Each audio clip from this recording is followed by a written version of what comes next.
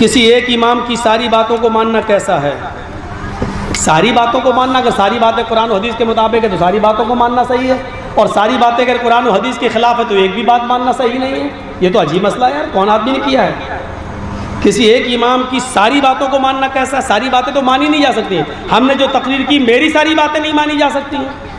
चारों इमाम इस दुनिया में आए, कितने बड़े बुजुर्ग थे, लेकिन उनकी सारी बातें नहीं मानी जा सकती हैं। जो बात कुरान और हदीस से मिलेगी उस बात को माना जाएगा, और जिसकी बात कुरान और हदीस से नहीं मिलेगी उसकी बात को नहीं माना जाएगा। नमाज में रफुल यदैन करना कैसा है? सुन्नत है। 400 सहाबा की मोतबर रिवायतें मौजूद हैं। रफुल यदैन की 400 मरफू हदीस मौजूद है। यहाँ तक कि नबी अकरम के इंतकाल के बाद भी जिन सहाबा ने नमाज, अल्लाह के रसूल सल्लल्लाहु अलैहि वसल्लम की नमाज के बारे में बताया, उन्होंने बताया कि अल्लाह के रसूल की आखिरी नमाज भी ऐसी थी जिसमें वो रफुल यदैन करते थे। रफुल यदैन मनसूख नहीं हुआ। रफुल यदैन अल्लाह के रसूल सल्लल्लाहु अलैहि वसल्लम की ज़िंदगी में आखिरी नमाज तक रहा है। नमाज में आमीन कहना कैसा है? मैं समझता हूँ कि अब इन मसाइल की ज़रूरत नहीं है, ये भी सुन्नत है।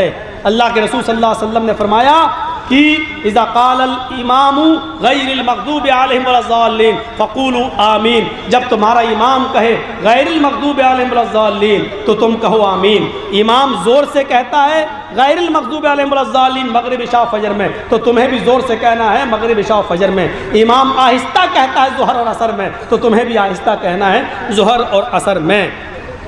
ज़ेरे नाफ हाथ बांधना कैसा है? मैं समझता हूँ कि इस वक्त इन मसाइल को मत उठाया जाए, क्योंकि ये इस वक्त उम्मत को जोड़ने की ज़रूरत है। जहाँ सीने पे हाथ बांधना, नाक के नीचे हाथ बांधना, इन मसाइल पे चर्चे होना चाहिए, लेकिन आपस में बैठकर, मिलकर, बैठकर संजीदगी के साथ जलसों में अब इस किस्म की बातें नहीं आनी चाहिए, और इस किस्म के मसले बयान करके मेरे भाइयों फितना खड़ा नहीं करना चाहिए।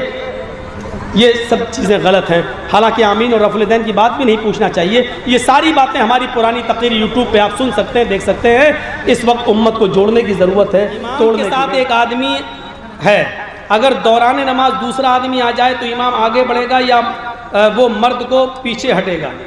देखिए, बेहतर ये है कि इमाम को आगे कर दिया जाए। पीछे किसी को खींचना ये ज़्यादा मुनासिब नहीं। तरीक़े दोनों जायज़ हैं, दोनों बेहतर हैं, लेकिन अल्लामा इब्न तैमिया रहमतुल्लाह अलैह ने लिखा है, और फतहुल बारी में हाफिज़ अहमद इब्न हजर अल अस्क़लानी ने लिखा है, और सवाल अल उसैमीन का फतवा यह है कि जो आदमी पीछे आ रहा है वो इमाम को इशारा कर दे, इमाम आगे बढ़ जाए और वो उसके पास उसके साथ खड़ा हो जाए। लेकिन आगे दीवार है, इमाम आगे जा नहीं सकता है, तो फिर ऐसी सूरत में वो मुक़्तदी को पीछे खींच ले। दूसरी चीज़, एक चीज़ ये बताना थी। एक बार ऐसा कि मैं अकेले नमाज़ पढ़ रहा हूँ, अल्लाह अकबर, अब मैं अकेले नमाज़ पढ़ रहा हूँ, बहुत से लोग क्या करते हैं, पीछे से आए और वो हमारे बगल में खड़े होकर अल्लाह अकबर वो भी पढ़ने लगे। उनको ये मालूम नहीं है कि हम फ़र्ज़ पढ़ रहे हैं कि सुन्नत पढ़ रहे हैं, कौन सी पढ़ रहे हैं, वो आगे खड़े हो गए। एक बात याद रखिएगा, किसी के पीछे आप नमाज़ पढ़ रहे हैं उसमें इमाम की अपनी मर्ज़ी शामिल होना चाहिए कि वो इमाम बनना चाहता भी है कि नहीं। हम अकेले नमाज़ पढ़ रहे हैं और आप आ गए हमारे साथ, शरीक हो गए, अल्लाह अकबर। आपने हमारे बारे में जाना भी है कि हम इमाम बनना भी चाहते कि नहीं। नमाज पढ़ना तो हमारे लिए ज़रूरी है, लेकिन हमारा दिल गवारा नहीं होता कि हम इमाम बने, बहुत बड़ी जिम्मेदारी है। तो बेहतर यह है कि आप अलग नमाज पढ़ लीजिए, उसके साथ शरीक मत होइए।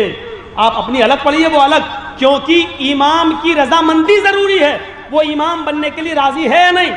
मस्जिद का इमाम राज़ी होता है। हम लोग बहुत से लोग हैं जो उसके पीछे नमाज़ पढ़ते हैं, तो इमाम राज़ी है, तभी तो वो आगे बढ़ता है। जब आगे बढ़ के नमाज़ पढ़ा रहा है तो वो राज़ी है नमाज़ पढ़ाने के लिए, उसके पीछे आप पढ़ जाइए। लेकिन हम अकेले नमाज़ पढ़ रहे हैं और आप आए वुज़ू बना के हमारे साथ खड़े हो गए, ये तरीक़ा सही नहीं है, क्योंकि आपको पता नहीं है कि हम इमामत के लिए राज़ी हैं भी या नहीं हैं। तो जब तक रजामंदी नहीं हो हमारी, तब तक आप हमारे पीछे खड़े नहीं हो सकते हैं। आमीन और रफुल यदैन में भी उलझे रहेंगे तो माफ़ कीजिएगा, 2022 में जो चुनाव आ रहा है यूपी में, ये फिर इसमें कोई ना कोई अकला टकला फिर बैठ जाएगा और ऊपर भी कोई ना कोई आ जाएगा। इस वक्त ज़रूरत है मेरे भाइयों कि टकलों को हटाया जाए, ब्रह्मचारियों को हटाया जाए, जो अपने बच्चे ना संभाल सकें, बीवी ना संभाल सके, ऐसे लोगों को हटाया जाए और जिनके अंदर बीवी बच्चों का दर्द हो, जो समझते हो बच्चों का दर्द क्या है, जो समझते हो औरत का दर्द क्या है, ऐसे लोगों को लाया जाए और उसके लिए हमारी इज्तिमाइयत बहुत ज़रूरी है।